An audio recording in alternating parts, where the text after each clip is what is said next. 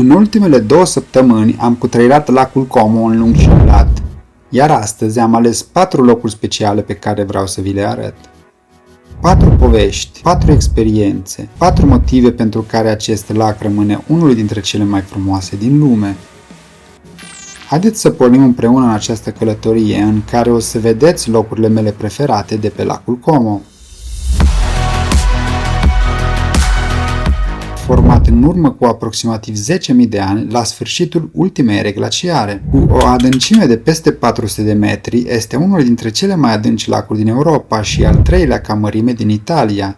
Și încă din antichitate, Como a fost un loc al nobilimii pe care romanii îl numeau Larius, iar astăzi localnicii îl numesc Lario.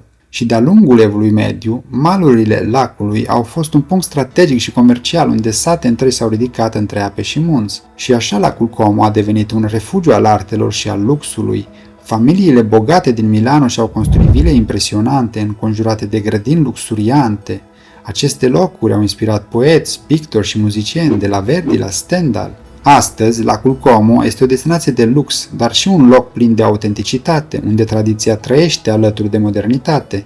De la sate pitorești precum Varena și Bellagio la vile celebre ca Villa Cipresi, acest lac rămâne un loc unde trecutul și prezentul se întâlnesc armonios.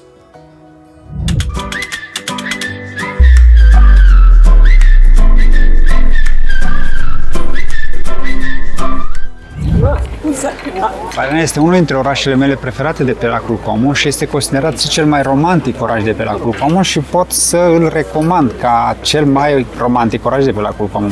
Este caracterizat de străduțele foarte înguste care le găsim printre blocurile, printre clădirile din acest oraș.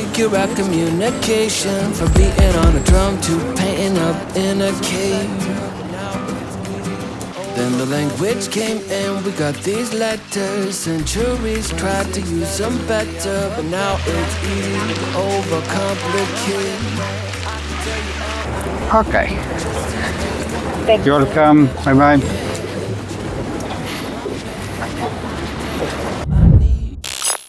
Pasarela îndrăgostiților din Varena, supranumită și Lovers Walk, este unul dintre cele mai romantice locuri de pe malul lacului Como. Este o alee pietonală suspendată între stâncă și apă, cu faimoasă balustradă roșie, ce oferă priveliști spectaculoase supra lacului și munților.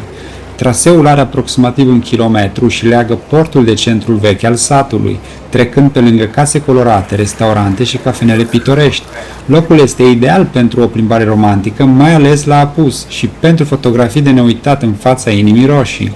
Simbolul pasarelei, un colț de poveste unde natura și romantismul se întâlnesc la fiecare pas. Sunteți în Varena, nu puteți să pierdeți o plimbare pe aceste străzi.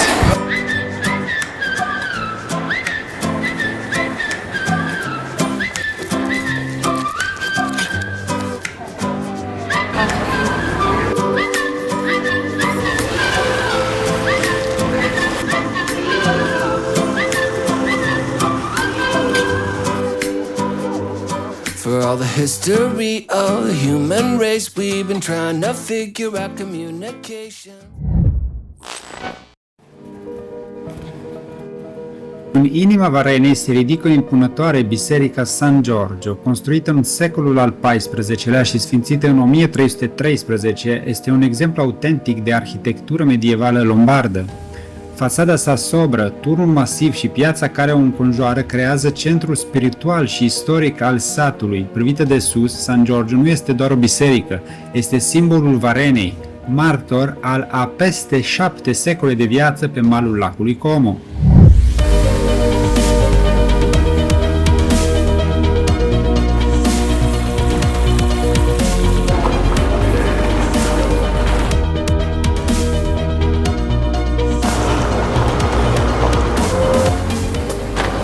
Am ajuns în una dintre cele mai faimoase vile de pe lacul Como, Villa Cipresi, care este renumită și cunoscută pentru unul dintre cele mai instagramabile locuri de pe lacul Como, care este această poartă, aceste porți de fapt, cu aceste trepte care se duc direct în lac. Este superb locul, foarte instagramabil, dar țin să vă spun două lucruri.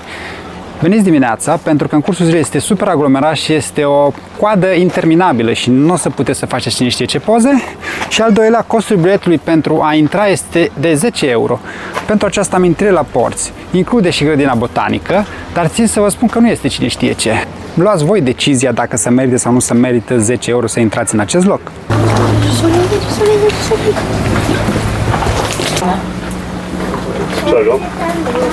Acest loc este unul dintre cele mai faimoase locuri de pe lacul Como și cel mai romantic, această poartă în spatele meu. Pentru a ajunge aici trebuie să veniți în Varena și pentru a intra trebuie să plătiți un bilet de 10 euro. Și vedeți doar acest lucru, deci dacă sunteți foarte romantici, merită, recomand. Dacă nu, nu recomand. Următorul loc care vi-l recomand este Castelul Vezio.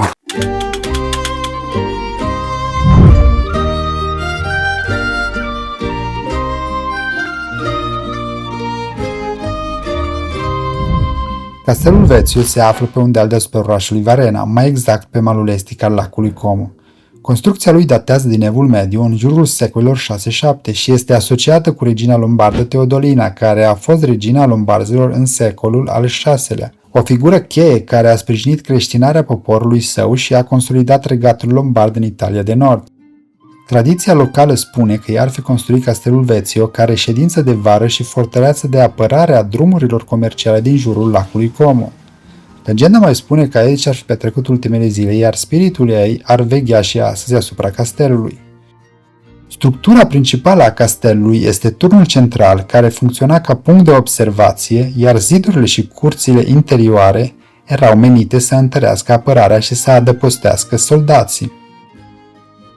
După pierderea rolului strategic, castelul a fost abandonat pentru secole.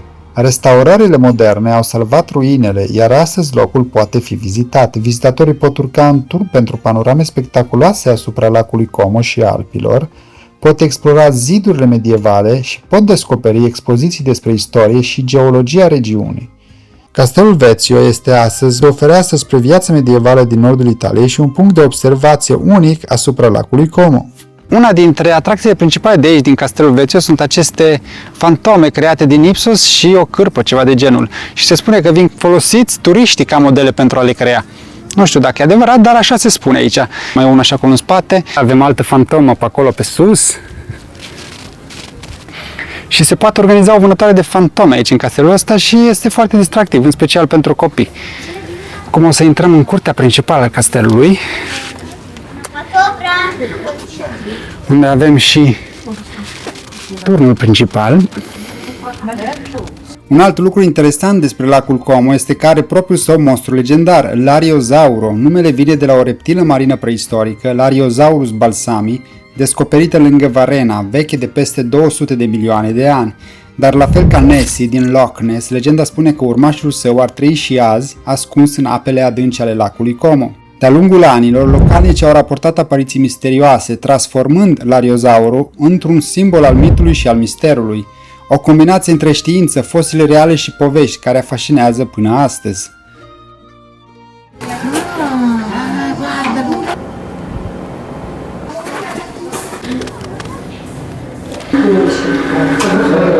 Aici pare a fi ferestre de unde se uitau persoane care se ascundeau aici în subteranele castelului când veneau atacați și vedeau în practic aici în față bărcile. Deci de ei supravegheau zona, persoanele care se ascundeau și vedeau când plecau soldații, așa și ei puteau să iasă de aici din subterane.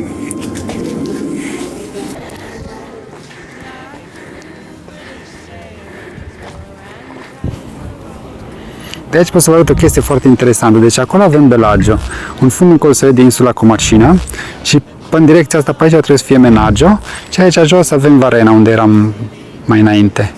Și acesta este triunghiul Lariano. Lariano e denumit lacul Como aici de localnici. Și acest triunghi se poate face cu feribotul și are un cost de 15 euro. Este recomandat dacă veniți aici să vedeți orașele principale, sunt cele mai frumoase de pe lacul Como. Următorul loc în care să vă duc este chiar acolo în față, exact după acest munte.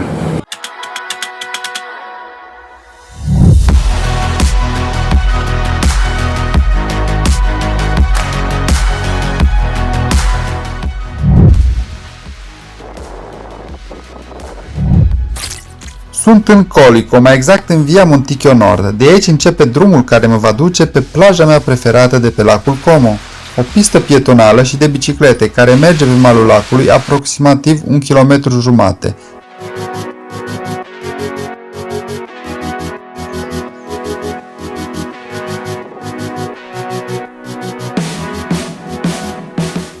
Ajungi aici unde se face această răscruce, o luați la stânga.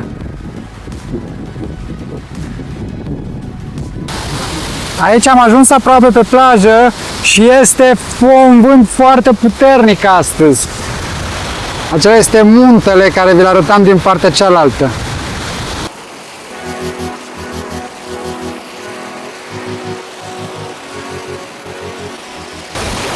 Această plajă este unul dintre locurile mele preferate de pe lacul Como. Este atât de liniștită și este foarte puțin cunoscută și din acest motiv sunt și foarte puține persoane care vin pe această plajă. Exact aici, după curba asta, că acum o să vi-l arăt cu drona, avem râul Lada, care intră în Como și este principalul râu care formează lacul Como.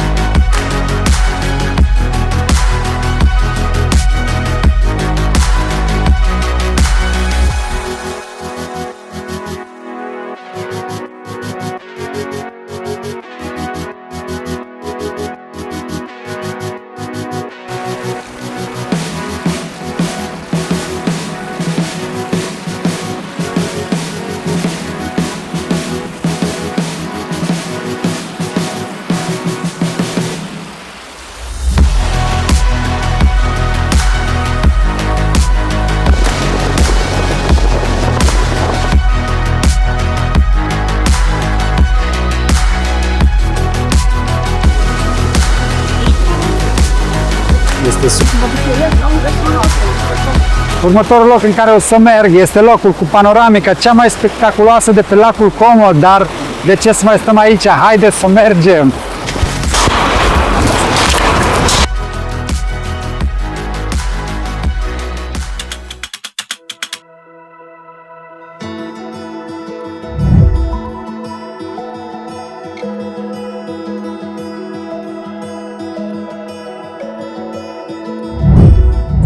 Sunt la parcarea Piani Resinelli. Punctul de start al traseului spre cea mai frumoasă terasă panoramică de pe lac. Poteca urcă printre copaci cu mici deschideri care lasă să se zărească lacul Como. Este un traseu ușor de doar 15-20 de minute de mers lejer, perfect pentru familii sau iubitori de natură. Am ajuns!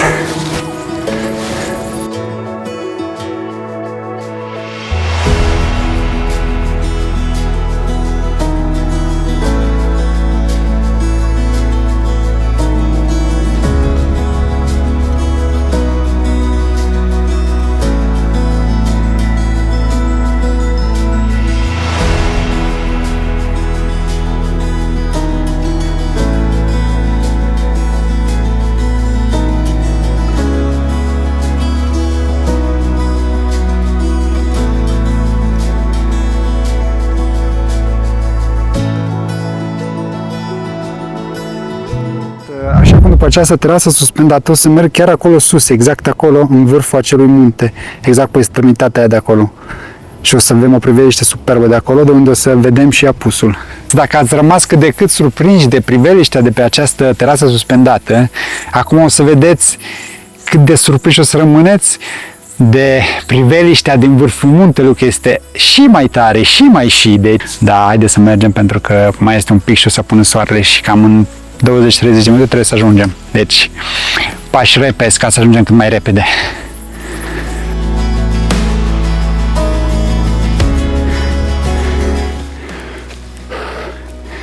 Traseul continuă. Mai avem cam 5 minute.